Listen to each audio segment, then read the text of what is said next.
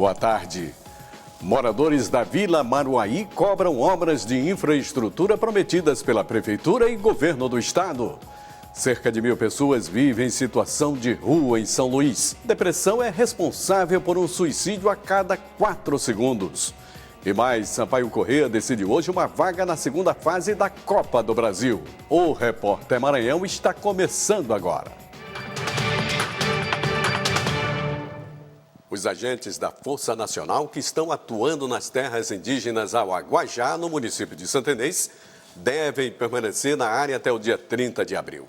A decisão foi publicada hoje pelo Ministério da Justiça no Diário Oficial da União. O objetivo é manter o apoio aos órgãos federais durante a operação de retirada das cerca de 300 famílias que ocupam as terras indígenas. Em São Luís, os moradores da Vila Maruaí, localizada no bairro de Pedrinhas, cobram as obras de infraestrutura que deveriam ser realizadas junto com a construção do presídio de segurança máxima. Quando o Estado começou a construção de mais um presídio em Pedrinhas, os moradores da Vila Maruaí foram contrários. Para convencer as 200 famílias da região, o secretário estadual de Justiça e Administração Penitenciária, Sebastião Uchoa, assinou o termo de compromisso para pavimentar as ruas e trazer outras melhorias para a comunidade, como a construção de uma escola e de um hospital. Até hoje não saiu nada, estamos só vivendo só de promessa. Diz que faz, diz que depende da cifra, diz que está dependendo do governo, liberar a verba, diz que só vai ser feito aqui o asfalto quando fizerem o presídio, porque para o presídio vai para um lado e para a comunidade vai para outro, né? Durante as negociações com os moradores, foi prometido que nesse terreno seria construída uma creche e uma quadra de esportes. A área seria doada pelo Estado e a Prefeitura iria construir tanto a creche quanto a quadra. Mas até agora, apenas o mato. Uma área de lazer também era bom para as crianças, não só para os jovens essa quadra ia ser boa, mas sim para as crianças também, porque tem muitas crianças aqui, tem várias pessoas também que precisam dessa escola aí. As obras, de aproximadamente 15 milhões de reais para o presídio, seguem aceleradas, mas já atrasadas, como as promessas à Vila Maruaí. Nossa equipe entrou em contato com a Prefeitura de São Luís e com o Governo do Estado, mas ninguém se pronunciou sobre o assunto. Estima-se que cerca de 1.000 pessoas vivam em situação de rua em São Luís. E para tentar minimizar os problemas enfrentados por essas pessoas, foram criados centros de referência, onde são oferecidos serviços como alimentação, cuidados com a higiene, atendimento de saúde e encaminhamentos à rede de proteção social. Praças, coretos, marquises servem de moradia e de sustento. Em comum, a pobreza extrema, os vínculos familiares fragilizados ou mesmo inexistentes. A média de idade é de 20 a 40 anos e a maioria são homens. Este é o perfil das pessoas que vivem em situação de rua. Estima-se que pelo menos 1.000 pessoas vivam nestas condições em São Luís. Para atendê-las em suas necessidades básicas, como higiene e alimentação, foram criados pela Prefeitura centros especializados em atendimento à população de rua, os centros POP. Em São Luís existem 2 centros em funcionamento. Este, no bairro do São Francisco, funciona há 2 anos e atende cerca de 30 pessoas diariamente. Funcionando das 8 da manhã às 5 da tarde, oferece café da manhã, almoço, lanche, oficinas de artesanato, acompanhamento psicológico, social e pedagógico. A gente tem tido uns resultados bem gratificantes. A gente tem conseguido retirar, sim, algumas pessoas do espaço da rua. Claro que ainda é um número muito incipiente frente ao número de usuários que nós temos hoje no espaço da rua, né? Mas a gente tem conseguido, que é o que nos motiva a estar caminhando, trabalhando. A maioria confessa que o uso de drogas e o alcoolismo os levou para essa situação, como Leandro, de 27 anos, que vive nas ruas desde os 12 quando saiu de casa. Hoje ele vê uma nova oportunidade de vida. Tem bastante expectativa para a minha vida, sim, aqui. É onde eles dão apoio, eles procuram ajudar a pessoa da melhor forma possível. Eles procuram uma forma de botar a pessoa em por exemplo, de arrumar uma melhor forma de arrumar uma porta, uma saída para a pessoa se adaptar, para que ela venha sair das ruas para voltar de novo à cidadania, para ela se envolver de volta ao meio da cidadania. E aí eles vão abrindo um caminho, pouco a pouco, espaço pouco a pouco. O preconceito é um dos maiores obstáculos enfrentados por estas pessoas. Muita gente tem preconceito sobre isso, né? Mas nem tudo que a gente vê é verdade, porque as pessoas não procuram realmente saber, conhecer, entendeu? Porque tem muitos que estão nessa vida, mas não porque quer, porque às vezes é obrigado, acontece alguma coisa entre a família e tal. Assim, entendeu? Muitos querem sair dessa vida, mas às vezes não tem uma oportunidade. Thaís conseguiu sair das ruas através do Centro Pop. Hoje, ela, o marido e mais 3 amigos moram em uma casa através do benefício do aluguel social. Antes a gente ficava jogado na rua, não tinha lugar adequado para tomar banho, não tinha higiene pessoal. Hoje a gente já conta com o Centro Pop. E agora tu consegue ver uma perspectiva para a tua vida? Muito melhor, muito melhor. Graças a Deus está mudando.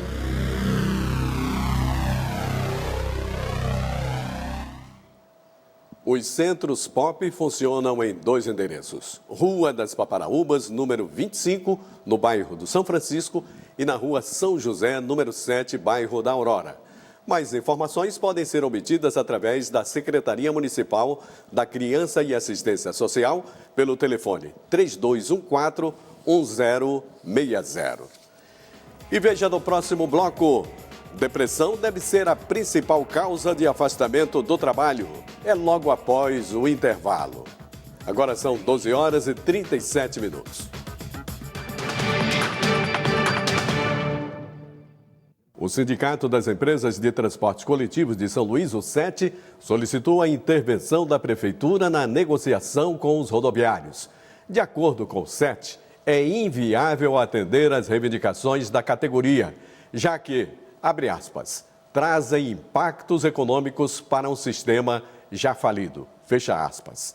Ainda de acordo com os empresários, a atuação da Prefeitura é necessária para evitar um caos ainda maior no sistema de transporte coletivo da capital. Responsável por um suicídio a cada 4 segundos, a depressão é uma doença perigosa e carregada de preconceito. Ela pode ser cuidada, mas os tratamentos mais avançados ainda são muito caros para a maioria da população. A depressão é uma doença silenciosa. Ela pode atingir a qualquer ser humano, sendo mais comum a partir da adolescência. A depressão ela é uma doença da qual a tristeza faz parte.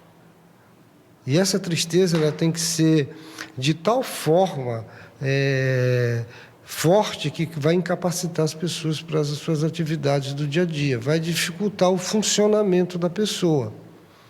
A pessoa perde o interesse, perde a vontade, perde o prazer por viver. O psiquiatra alerta que em 2023 a depressão será a causa do maior número de afastamentos do trabalho. Em termos epidemiológicos, a depressão ela é a terceira doença mais incapacitante que existe.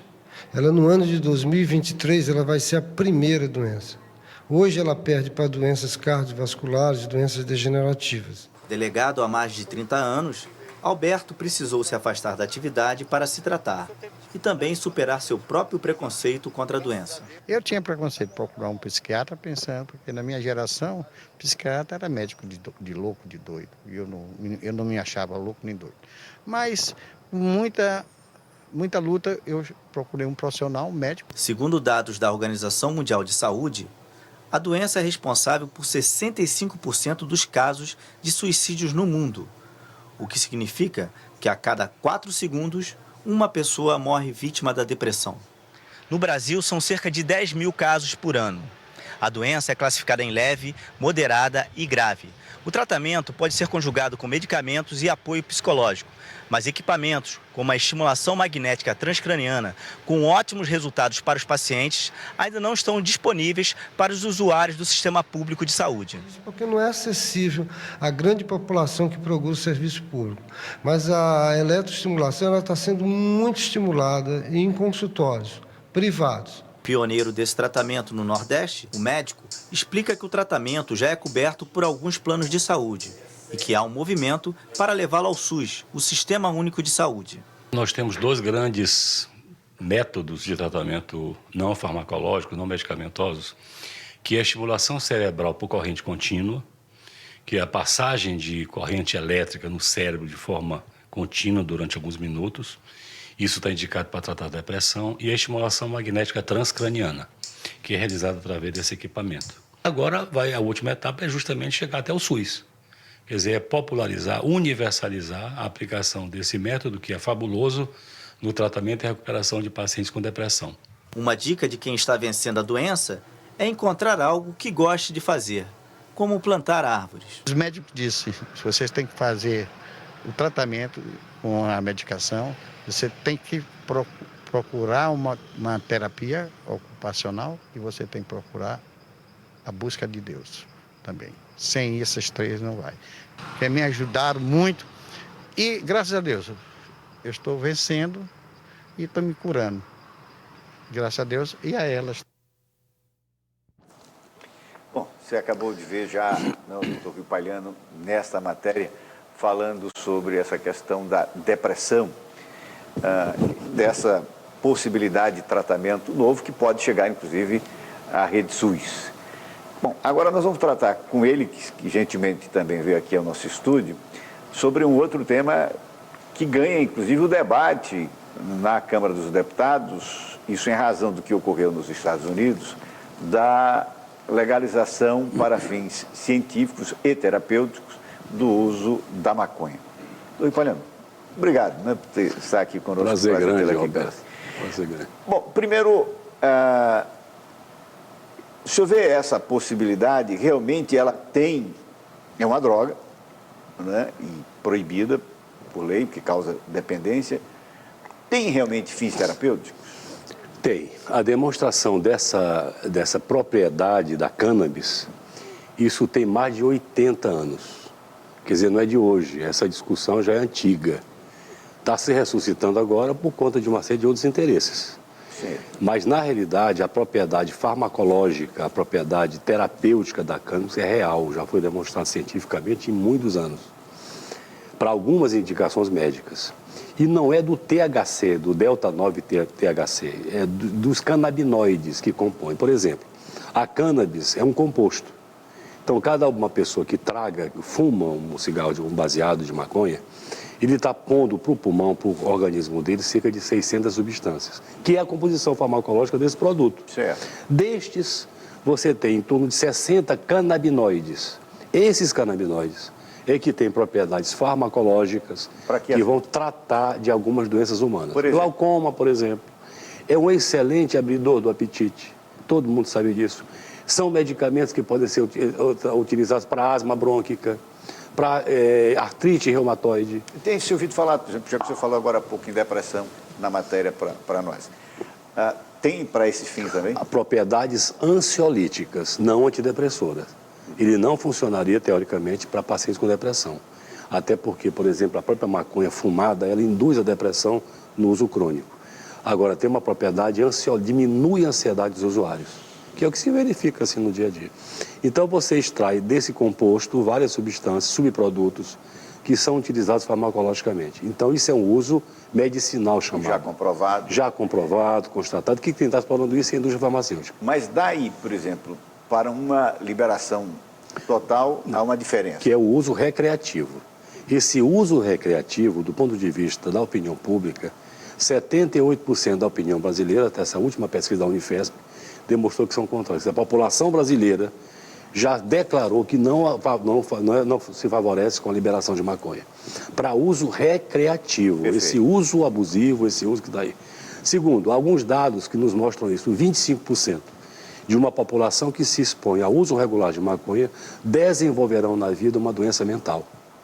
Isto é, se 100 pessoas se dispõem a usar maconha recreativa, 25 na vida irão desenvolver qualquer doença psiquiátrica, sobretudo do grupo das esquizofrenias.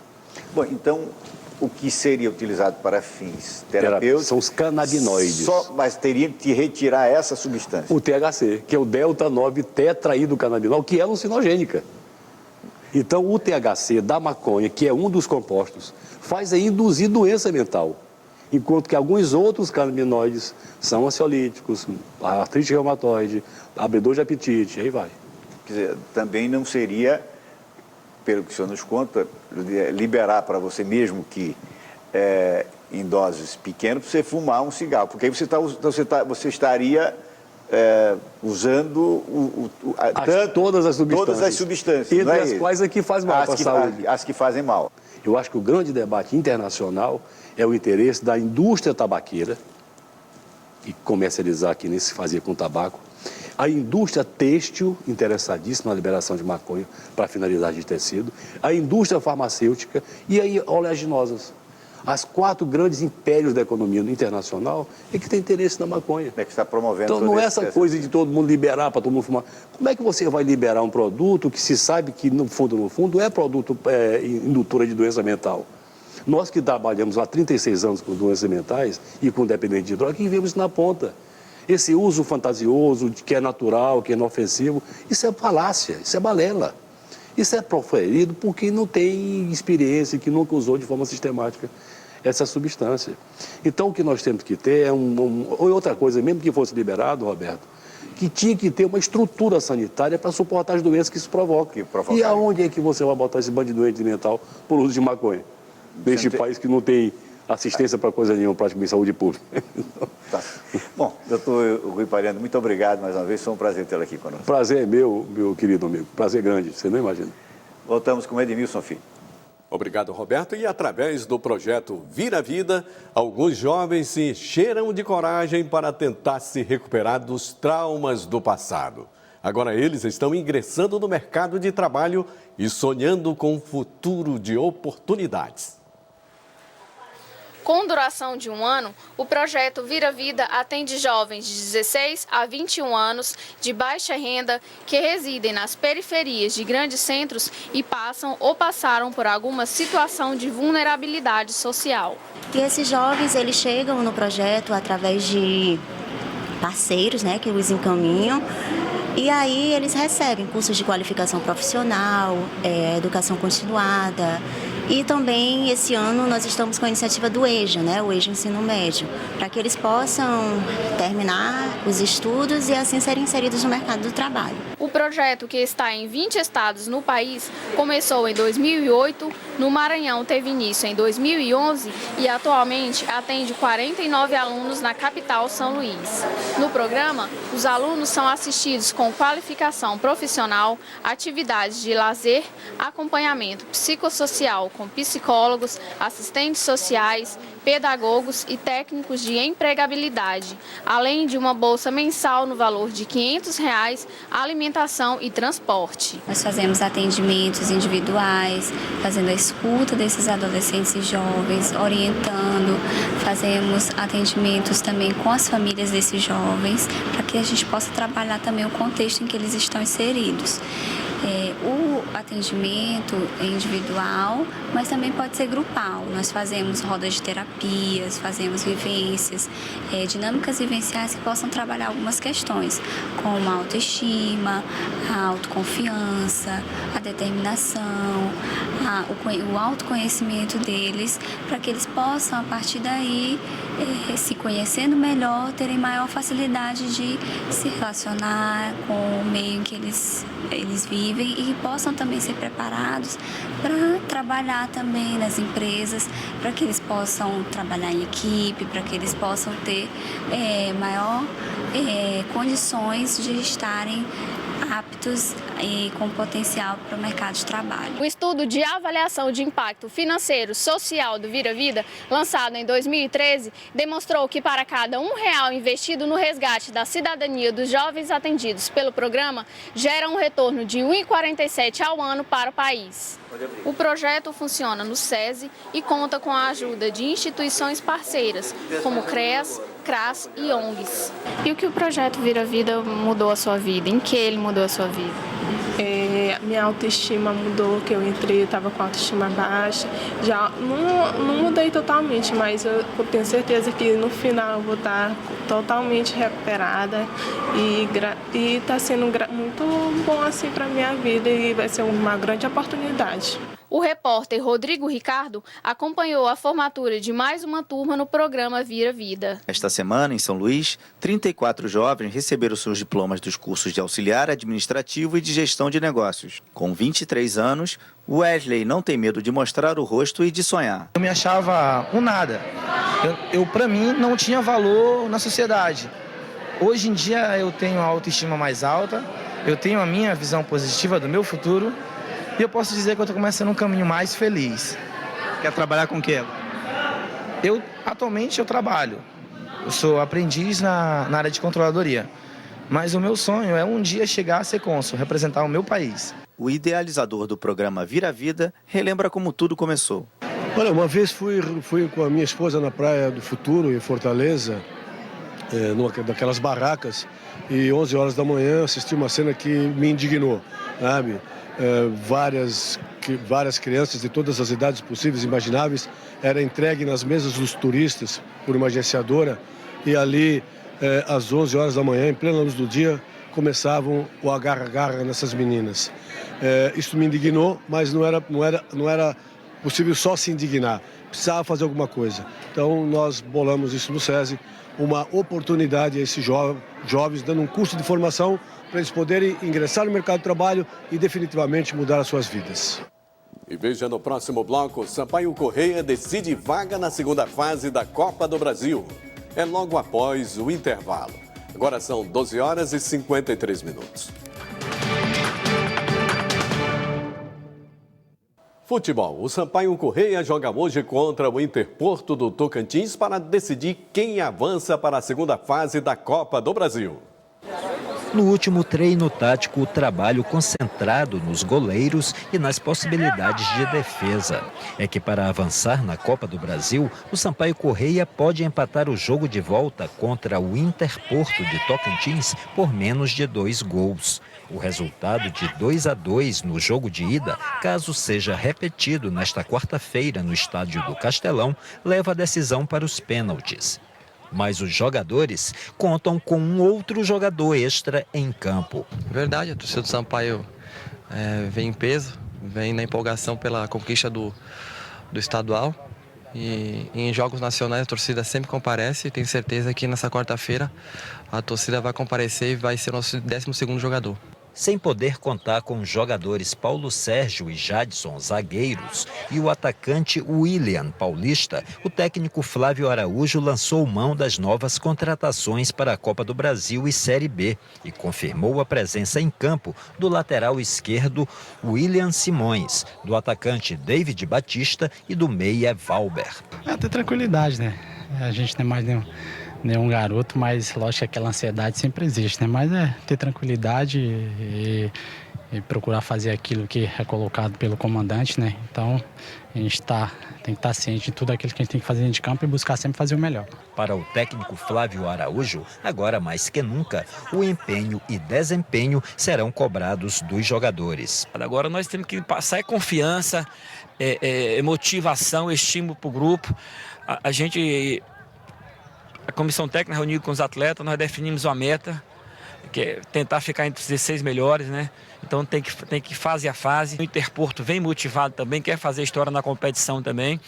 Mas nós vamos jogar com muita confiança, com muita determinação, voltar a fazer um grande jogo, voltar a jogar com qualidade, para a gente conseguir realmente vencer esse difícil adversário que é o Interporto. E a repórter Mayna Maciel conversou com o técnico do Interporto sobre o desafio desta noite. Boa tarde, Mayna. Boa tarde, Edmilson. Depois do empate em 2-2, hoje o Sampaio enfrenta o time tocantinense Interporto. Ao meu lado, o técnico Roberto Oliveira. Roberto, e aí, o Tigre já está pronto, preparado para enfrentar a Bolívia? Preparado, sim, a gente sabe das dificuldades, né, pela qualificação da equipe do Sampaio, mas a gente espera fazer um grande jogo. A gente sabe que todo o favoritismo é do Sampaio Corrêa, pelo que representa na parte técnica, tática, pela qualidade dos seus jogadores, mas a gente acredita que o futebol nos oferece uma oportunidade de repente, a gente conseguir um resultado positivo aqui dentro. Como eu falei, a gente sabe que é difícil, mas o jogo está em aberto. Roberto, o zagueiro Luciano era uma dúvida sua hoje na equipe, e aí, ele vai participar, não vai? Como é que tá? Nós temos que aguardar, né? Ainda mais um pouquinho, à tarde eu faço a revisão médica, Se ele tiver condições, ele joga. Se ele não tiver, a gente, logicamente, já preparou um outro jogador. O próprio Fábio Bahia está preparado para entrar. E vamos em frente. Eu penso que, como eu já falei, é um grande jogo, mas a gente tem tudo também para fazer um grande jogo contra o Sampaio Corrêa. Com certeza. Roberto, obrigada. Ótimo jogo, boa sorte para a equipe. E só lembrando, Edmilson, o vencedor desse duelo, desse jogão de hoje, vai enfrentar o Palmeiras, que recentemente eliminou o time do Vilhena. Edmilson, é com você. Obrigado, Maida. E a partida entre Sampaio Corrêa e Interporto acontece logo mais às 8h30 da noite no estádio Castelão. Começa hoje o Festival Varilux de Cinema Francês. São Luís é uma das várias cidades do Brasil que irá receber o evento. Com produção da Bom Filme do Ministério da Cultura, começa a partir de hoje em todo o Brasil o Festival Varilux de Cinema Francês. O festival vai exibir o melhor da cinematografia francesa recente, uma seleção de 16 filmes com os mais variados gêneros e os mais destacados diretores e atores do momento. A edição de 2014 chega simultaneamente a 45 cidades brasileiras em 70 cinemas, com estimativa de 100 mil espectadores. Pela primeira vez, o Festival Varilux vai exibir um grande clássico francês, Os Incompreendidos, de 1959, de François Truffaut. O filme será projetado em versão digital restaurada, em homenagem ao diretor falecido há 30 anos. Esta é a terceira vez que a realização do festival acontece em São Luís. A cerimônia oficial de abertura da edição local do evento acontece logo mais às 8 horas da noite, somente para convidados, no Cinema Cine System no bairro do Turu, no qual vai exibir durante uma semana a extensa programação que tem como destaque o lançamento nacional de Yves Saint Laurent, de Jalil Lesper, e Uma Viagem Extraordinária, de Jean-Pierre Jeunet. E o Repórter Maranhão fica por aqui. Uma boa tarde e até amanhã.